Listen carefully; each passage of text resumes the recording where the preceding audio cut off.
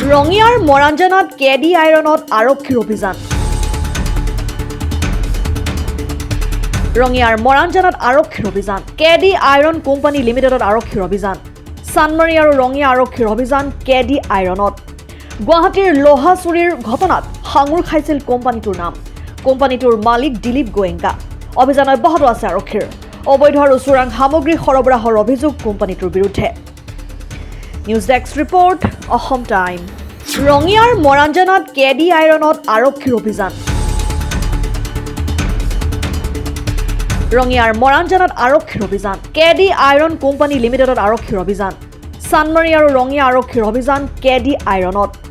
গুৱাহাটীৰ লোহা চুৰিৰ ঘটনাত সাঙুৰ খাইছিল কোম্পানীটোৰ নাম। কোম্পানীটোৰ মালিক দিলীপ গোৱেংকা। অভিযান অব্যাহত আছে আৰক্ষীৰ।